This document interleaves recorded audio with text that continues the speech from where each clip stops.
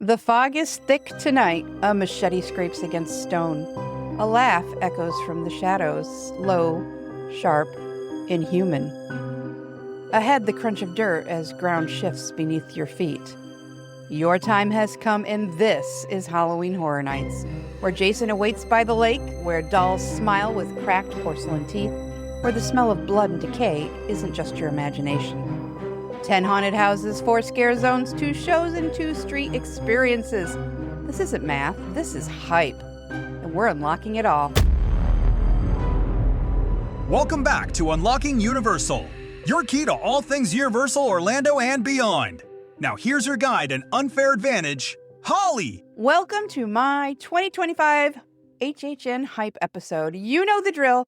Every year before the fog officially rolls in, we line up the houses, the scare zones, the shows, and we ask the big question, what's got you the most hyped? Now, usually that means a 1 to 10 list, because there's 10 houses. And listen, I get it. It's tradition. But here's the problem. Hype isn't math. A numeric list forces you to wedge things apart that actually feel tied. Sometimes your number 2 and number 3 are basically neck and neck, but the gap between 9 and 10 is massive.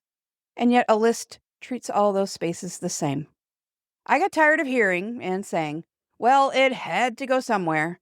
So this year I built something different, my HHN Hype and Rank Pack. Instead of a numeric list, you sort the houses into 4 nuanced categories. And because they're fewer in number, I still rank the scare zones, shows, and street experiences 1 through whatever. And the best part? You can grab it on my freebies page at unlockinguniversal.com or the link in the show notes. I made 2 themed versions for digital use and a printer-friendly black and white one so you can print it and not use up all your ink. Because hype shouldn't be a math problem, it should be fun. But today, I'm not braving the fog solo. I've dragged my husband Brian into the madness with me. Now, I've been haunting HHN since 2002, which basically makes me a full-on Horror Nights nerd. Brian's first Horror Nights wasn't until 2018. So let's just say he's not nearly as deep in the fog as I am. I'm the one geeking out over how storylines interconnect and remembering facades from 20 years ago, and he's the one reminding me to stop for a pretzel before my 5th run through. Say hello to my friends, Brian. Hey, friends. How are you? Okay, so here's how my hype and rank system works. I've got 4 categories that capture the feel of my excitement. Number 1 is pulse pounders. These are the houses that have my adrenaline pumping already. These are my can't miss, line up early and often ones. Second is potential killers. These are the ones I think could be great, but I'm waiting to see how they play out. They could easily climb once I experience them. Third is Half-in-the-Coffin, and this means I'm on the fence. Something about them makes me hesitate, and that's okay because I'm open to being surprised. And last call, these are the ones that just aren't sparking hype for me yet. They're not bad, not a write-off, just the houses I'd skip if time runs short. So how's that sound? Does it make sense? Me, yeah, absolutely. I like the tiered system. The way I see it, the beauty of the system is that it's way more flexible than a list, and it shows where your excitement really clusters, instead of forcing you to pretend there's exactly the same spacing or distance between every single spot. In my opinion, ranking is for later, when it's all said and done. And even if you're not going to Horror Nights this year, you can still make your own hype sheet. Then watch the walkthroughs on YouTube, follow the coverage. I'm thinking Wicked Thrill Seekers, The Pew 2, Super Enthused, just some of my favorites. And we can all get back together and see where our final rankings fall by the end of the season. Are you ready to do this, Brian? Yeah, let's do it. I really do like this idea that the tier instead of 1 through 10, because last year, I think my number 6 was any other year, maybe like number 2. So this is perfect. And then after we go through, we can put them 1 through 10. The year that we had Chucky, mine were like 1 through 9 and then 10 way out in the backfield. So. And then 10. So yeah.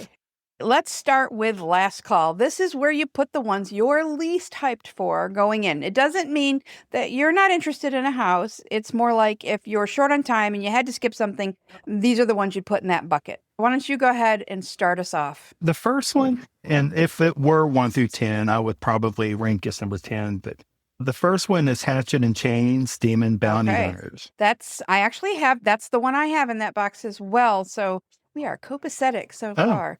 So let's see. Let's do the backstory for I'm not Hatchet and crazy. Chains. Oh, so Hatchet's a demon. Chains can talk to demons and he can understand them. So they're kind of like a demon bounty hunter buddy duo. It was featured in last year's Slaughter Cinema 2.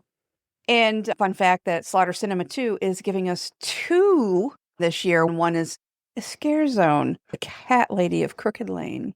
Okay, so why did you place Hatchet and Chains in your last call? Well, because didn't feel any kind of connection to it. And usually when I'm looking at these houses, I'm thinking, what exactly are they going to do? What can they possibly do to make me jump, make me yell or laugh, all the things that you do when you go through a house. And there was just really nothing here that I thought, this is definitely going to be something that I'm going to enjoy. So I just couldn't connect with it. All right. This is the only one that I have sitting in my last call category. Even though it's definitely creative and stuff, last year going through Slaughter Cinema, it didn't thrill me. It wasn't my thing. I'm not into the spaghetti westerns. It just didn't click for me, or it hasn't clicked for me, I should say. That's what makes it so fun, because the ones you aren't hyped for sometimes end up blowing you away once you step inside. And so we'll see. And in the meantime, it's Red Hot Lava Monsters, baby. What's your second one that you have in that box? My second one, I think this is an extremely unpopular opinion, but it's the horrors of the Wyatt Six. That one hurts me. And the reason, I know, I'm so sorry. And the only reason why, and again, I haven't watched wrestling since I was probably 7 years old. It's been a few years. And I just haven't had any kind of interest in wrestling. And then whenever I do, look at it and I'm like, okay, what are they possibly going to do? I don't know. To me, this kind of just feels like an original rather than, someone already knows. That's a great way to look at it. Which is fine. And a lot of the times it's going to be, those are some of the best ones that are there. But I don't know if I'll be able to erase it from my mind that this is just like a wrestler with a mask on. But I didn't think The Weeknd was going to be any good either. And it was one of my favorites. So I do understand that I'm probably wrong. But to put them somewhere, I just feel like it's going to be one of the last ones I would want to go Right, but that's how you feel about it right now. Right now, before knowing much about it, because I know almost nothing about it. I think there's a lot of people that know nothing about it. And for those people, let me tell you a little bit about it. The Horrors of the Wyatt Six, it's called WWE Presents Horrors of the Wyatt Six, is based on the creations and vision of the WWE character Bray Wyatt, who was created by Wyndham Rotunda. May he rest in peace. And the quote is, "You're about to go head-to-head with the fiendish Wyatt Six at Halloween Horror Nights. Enter an eerie arena where you'll go through an ominous lantern-lit doorway into the maniacal minds of Uncle Howdy, Rambling Rabbit, Mercy the Buzzard, Abby the Witch, and Huskus the Pig. Beware, you're about to meet your match." And I do have a couple of fun facts about it. This house features some of the most advanced video integration the team has ever done. Both existing content and some newly captured content are going to be part of the house as well. And it says wrestling fans and HHN fans alike are in for a treat. And that was Ramon Peredoa, who was the house runner for this one. He is, along with Mike Aiello, mega WWE fans. So I think that this was very much a labor of love for them. Mike Aiello actually teased that a haunted house experience that recreates the entrance as if you're walking through the footsteps of the cameraman. It's supposed to make us feel like the cameraman as we walk in. There's going to be a ton of Easter eggs for WWE fans within environments that live and breathe the same level of textures that exist in the ring. So I can't even imagine what that means. I don't know. I grew up on wrestling, professional wrestling, but it was WWF. So it was Hulk Hogan, Sergeant Slaughter back in the 80s, and I fell off after that. So I don't really know that much about the new wrestling that's out there. I have to go in and learn about these things. So I heard about the documentary on Peacock called Bray Wyatt Becoming Immortal. And by the end of it, it totally had me. And I'm excited for this one. But we will talk where it falls on my list later. Yeah, I think I'm already having buyer's remorse. That's okay, because that's where you are at any given point. And that's why the 1 through 10 doesn't work, because it's constantly, things are shifting. And I think if you're shifting around in a category, it's a little easier than if you're blocking yourself into numbers. I think that you nailed it when you said it's like an original to you. And I think that's a really good way to go into it. Not knowing anything, treat it as an original. Yeah. Right. All right. We move on to our second of 4 new categories. It is called Half-in-the-Coffin. And these are your on-the-fence houses. Something about it makes you hesitate, but you're open to being surprised. It could be that a certain topic just doesn't resonate, or maybe it has you wondering if you can even handle it at all. A good example of that would be from, 3 years ago, bugs eaten alive. I know a lot of people were freaking out about that, the trypophobia with all the little holes and stuff. And so, it was so great, though. Exactly. So that's what we use to distinguish this category. And let's see, I have 2 originals nesting in this box right now. What do you have? I have All right. one, and it's not an original. Oh, you have an IP. All right, then I will talk about one of mine, and then you can talk about yours, and then I'll give you my second one. The first one that I have in the category of Half-in-the-Coffin is Gulkin, Monsters of the North. So the premise here is that it's a remote northern village, and a wicked being rises from the dead and summons a horde of monsters and demons from the fjords. The townspeople are under attack, and you're trying to escape. So this is where my nerdy stuff comes in, and you probably don't even know about this yet, and I would actually be very surprised if you did. You do know that when they file permits for all these houses, the community, the hardcore Horror Nights community, they're on it because they're trying to figure out what's coming, right? So what do? They give the houses code names, right? Yeah. The code name for this house was Tulip. And Tulip symbolizes rebirth, which is kind of ties straight into the house. They don't always tie into the houses, but more times than not, they do. So I looked up the word Galkin, Galkn, and it means monster, or it can mean beast of shield and armor. So that makes sense here because I think the overriding story is basically this like shaman beast is collecting all these other monsters that it's summoned, and it's absorbing them and growing and growing and growing. And it's going to get bigger and more terrifying the deeper you get into the house, to the point where before you get to the end of it, you're going to go underneath the head of this shaman beast is going to be more than 6 feet tall. And then you literally go into the belly of the beast. So that's kind of cool. Yeah. Oh. Okay. So to me, this one feels like kind of like the spiritual cousin of Dueling Dragons. And it's probably just because I don't know that much about Norse mythology, but I'm all there for a cold house down here in Orlando. Literally. So yeah, but my bottom line, my take on this, it's going to be icy and mythic. They've said it's going to be very, very bloody.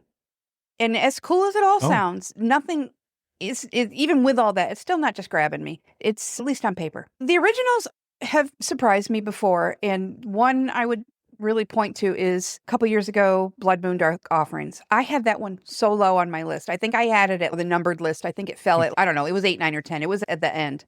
That ended up being my favorite house of the year, hands down. Yeah. Yeah, me too. So that's where I am with Gulkin right now. What do you have in Half-in-the-Coffin? You said it was an IP. It is an IP. It's Jason Universe. You Again, probably not a very popular. I know. No. Let me explain. Well, let me tell about Jason first, and then you got to tell me why. This house was actually announced on Friday the 13th of June, which is awesome. And it's based on the 45th anniversary of the Friday the 13th franchise. I think even people who don't ever watch horror at all know who Jason is, right? So here's the premise, and then you can tell us why you put it in this box. The iconic horror villain Jason Voorhees is coming for you. Step into his terrifying world, from the sinister shack in the woods to the summer camp where it all began. So why do you hate him so much? It's it. Okay. I don't hate them. Actually, we've watched how many of these Friday the 13th 4 of them. movies? Like 5 the first or 4 6. we've watched, I think. Oh, no, did we watch the one after the Corey Feldman one? That's number 4. Yeah, we moved on to one more, so we've seen 5. So I've seen 5, and I love the movies. Jason's cool. But my problem is every boo hole is going to be Jason. And I feel like it's going to get old. Well, maybe I'm wrong. I don't know. I just feel like it's always going to either be him or his mom. And I don't think his mom was that scary. But unless it's... You think it might be monotonous? Yeah. I think it's monotonous. And yeah, and it's just, nothing's going to surprise me. It's going to be, hey, there's Jason. Hey, look, hey, Jason. And I think it's going to mess it up. Well, according to the creative team, this house will have multiple versions of Jason in what they're calling a gauntlet of Jasons, which sounds exactly like what you were saying. And it's going to include the new Jason. Yeah. But here's the thing. So you're saying, it might be boring, whatever, but they are describing it as Insidious. Remember Insidious from last year? Remember the Red Room and all that business? They're saying this house is Insidious times 10. They're saying it's going to be insanely intense.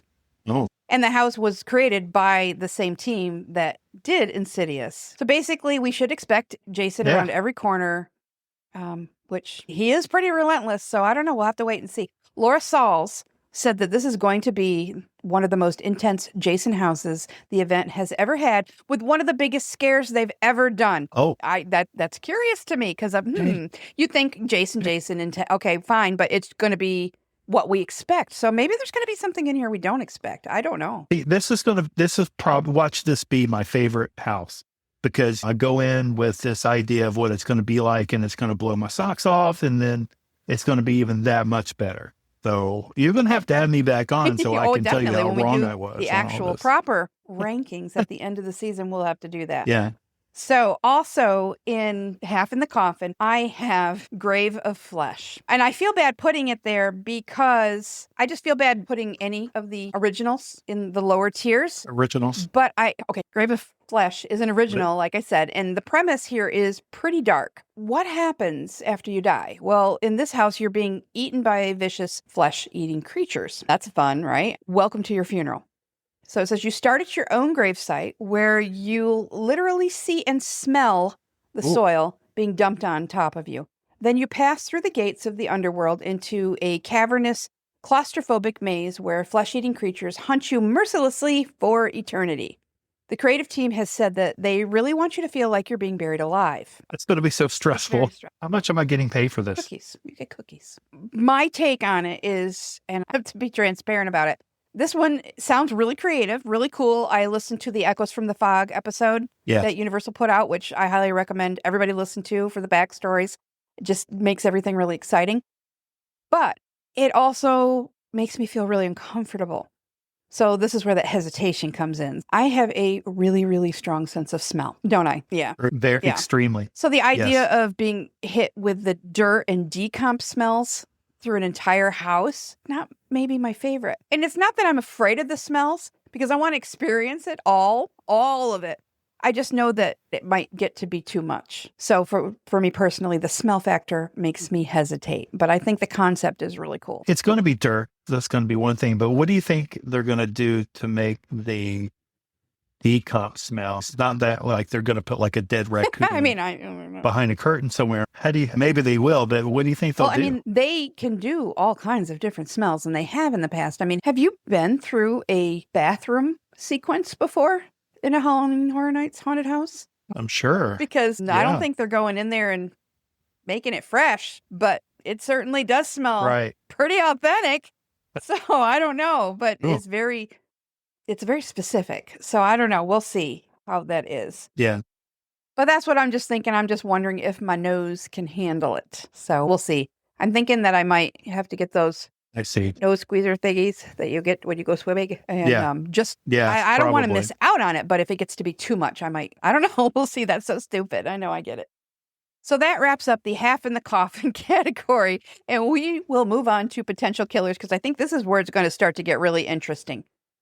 So I know I have 4 in this category, and you have 4 in this category as well. I think you mentioned that you do. Okay, so what this category is going to include the houses that sound really promising. Maybe even you're thinking they're going to be great, but you're just not quite as stoked as you are for your very, very top choices. So it's like they're almost there, but not quite. So why don't you kick us off with the first one in your potential killers category? Well, since you've already mentioned them, you had these 2 in Half-in-the-Coffin, but the Galkin and Grave of Flesh I have as potential killers, and I can explain why. If I you're would interested. love to hear it. Grave of Flesh, I love the concept, and the smells. Sometimes I think my nose just doesn't work, so the smells are not going to bother me, but I'm extremely curious on what they're going to show us in this house. I just think it's going to be really interesting. And Galkin, Monsters of the North, I think it's just like the logo, the picture I'm seeing on the HHN website, Universal website. It's making me think this house is going to be visually stunning. I already know it's going to be cold.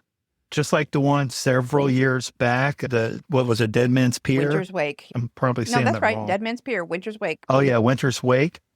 I really feel there's probably, I'm sure, no connection between the two, but that's just the feeling I get. And so I'm really basing the fact that it's a potential killer on the fact that I am guessing that it's just going to be a gorgeous house. I think it's going to be beautiful. It's possible that it's going to look like going through ET, which is one of my favorite rides, Universal, but it's still fairly simple.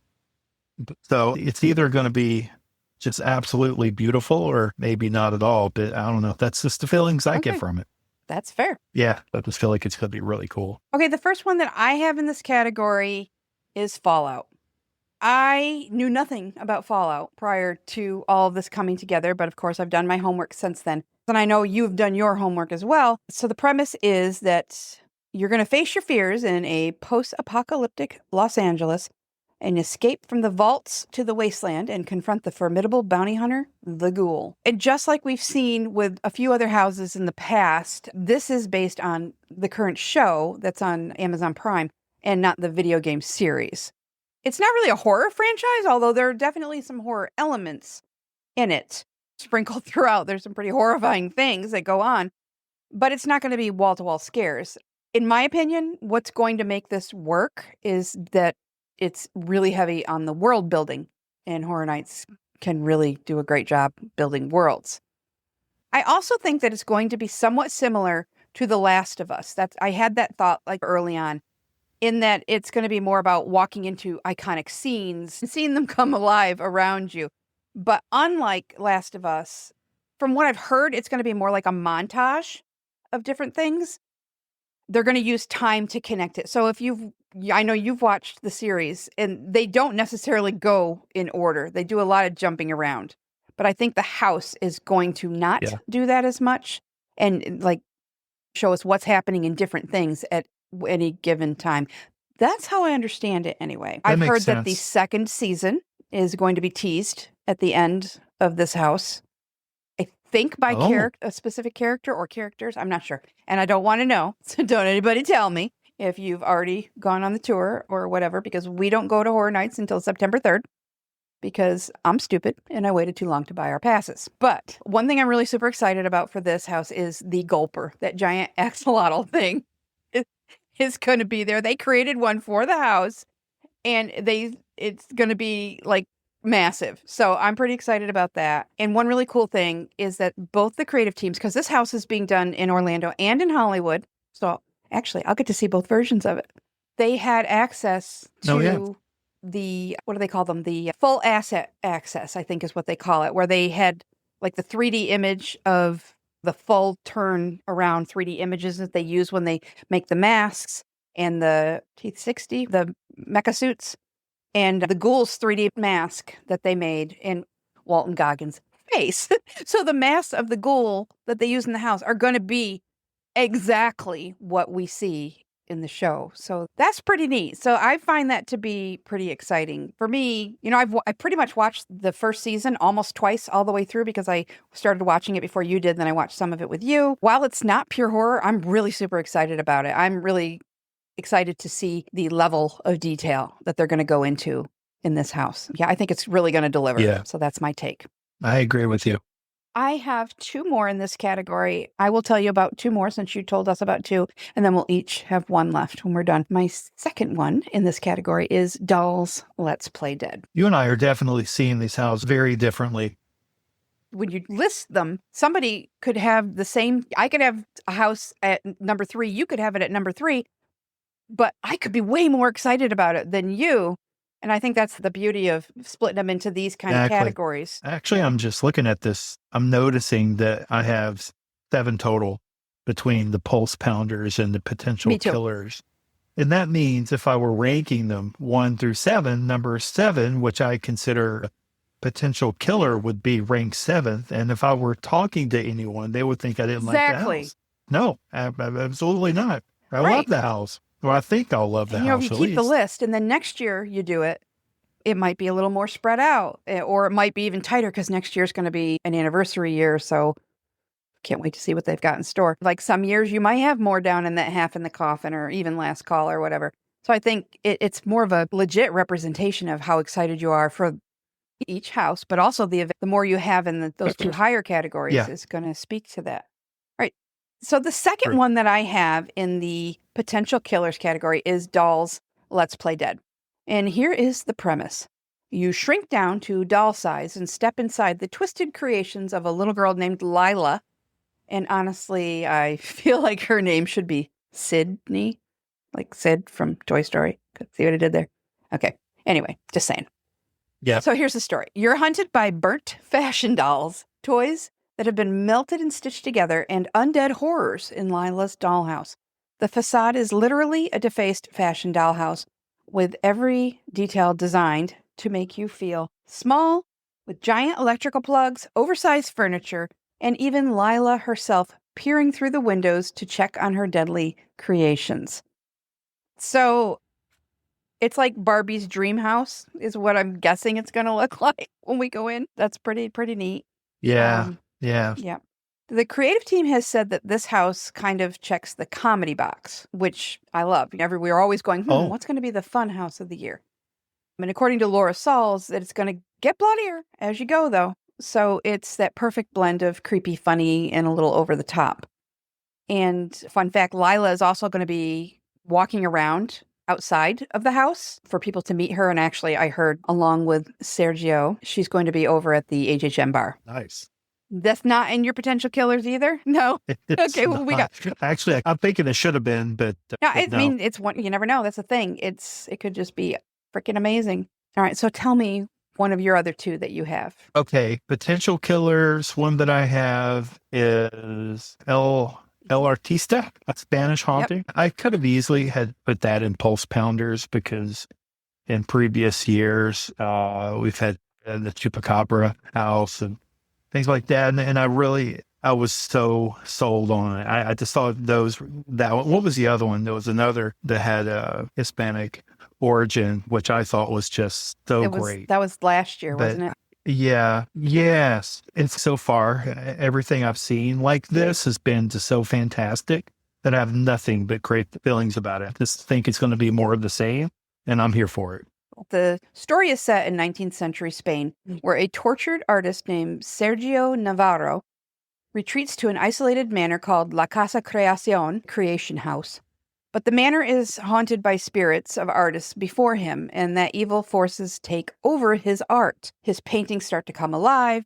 They unleash ghosts into our world. Basically, the artist becomes the medium for the horror.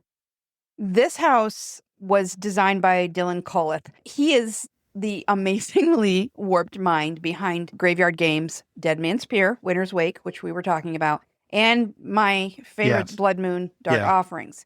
So, given those, this is probably going to be a super beautiful house. Let's just start all this over. I want to move Galkin down. I don't think, and I would have put El Artista. You can do a hype list as of this date, and then of this date, and then of this date. So this is where my nerdiness really gets fired up about this one. It's going to pull from all 34 years of previous Halloween Horror Nights, and it's going to have every type of scare. Like the one that I always think of first is called the Conservatory Scare. And that's one that they came up with when they did the original Scream House, which of course has my beloved caretaker in it, which is why I remember it. And it has to do with, it's a diversionary one where you're looking at a mirror, but you don't realize that you're looking at a mirror until something happens. And then, so it gets you. It's a really cool scare. It's not just jump scares. It's also going to have some kind of Pepper's Ghost type thing where they're going to have ghosts going through walls, the reflection stuff. Yeah. And the lore this year ties into every other house in Scare Zone. They're all going to be tied back to La Casa Creación. So you're going to see artwork and characters from the Scare Zones and nods to the IPs like Five Nights at Freddy's and the Terrifier. This haunted manor is the source that everything from the event this year is flowing from. Sergio Navarro is also going to be at the HHN bar hanging out with Lila. So if anybody wants to have a drink with him or whatever. Yeah. Oh, wow. So that's pretty cool. Mm-hmm. Absolutely. And another one that I have as a potential killer is, and I don't know if this one I don't know if any of these line up with yours. We might have opposite categories here. Five Nights at Freddy's. All right. Yep. I have five. You have that one too? Okay. So I do. I do. Yay! We finally have one. So this one it's been rumored for a few years. Every season you're going to hear whispers of it. It's coming this year it's going to happen, and then it would fall through again and again, and fans were starting to get frustrated. And I'm also wondering if it was ever going to come, because sometimes when the legal stuff kind of locks down, that's it. But it is coming this year. It's finally real. This house is based on the Blumhouse movie, not the original games. That's like a running thing. And I know that the movie divided people. Some folks really didn't like it. I know that I had a blast with it. I think you liked it too. Yeah, we had a good time watching it. It was fun. It was a lot of fun. The atmosphere, the creepy animatronics, the whole vibe. For me, it worked, but I didn't grow up playing the game or anything. So maybe that's the difference. I don't know. But there is a part here that actually sends me up into the stars. And that's that the animatronics for this house were created directly in conjunction with Jim Henson's Creature Shop. And on top of that, you're actually going to be able to dine inside Freddy Fazbear's Pizza, which is, they're going to overtake Louis' Pizza. Come on, animatronics, greasy pizza. Oh, wow. HHN atmosphere. What more can you ask for? It's going to be like stepping straight into the nightmare that kind of spawned this whole thing. So I think that sounds like a lot of fun. I think so. I put it in potential killers, I think, because I did like the movie. And I never played the video game, but I've heard a lot about it. So I know it's just one of those games that it scares people to death. Like they just jump out of their shoes. I was very close to putting this halfway in the coffin or half in the coffin. But I'm like, you know what? I bet you the jump scares are probably going to be intense. So that's what I'm basing this on. I just think they're going to find a way to get me. And I hope they do, because we don't have a Monsters House this year, which I'm extremely sad about. So I'm hoping this is going to be the one that does it for me. Yeah. Well, I know that people are kind of like, I don't know, side-eyeing it because of the movie. But Matthew Lillard made that movie for me. I thought he was wonderful. And I did not see that twist coming at the end. So that just sealed it for me. We took it from a fun movie to a heck yes, I'm so glad I watched this. It was just a fun evening watching it. My last one in the potential killers category is the Jason Universe house. And I feel like I need some background music to turn on right now, because I have a soapbox to get up on. And this one's been brewing with me for a couple of weeks. And I know I've mentioned it to you in passing. But so the thing is, and that's where we'll pause for now, because this hype sheet is just too big for one episode. Next time, we're kicking things off with Jason Voorhees himself, and trust me, I've got a full-on soapbox moment you won't want to miss. Don't worry, you won't have to wait too long. Part 2 is going to be dropping in just a couple of days, so we'll be back in the fog together before you know it. In the meantime, you can grab your free Hype and Rank pack on my freebies page at unlockinguniversal.com or through the link in the show notes. Fill it out, share it, and tag me. I want to see your hype. Meet you back here.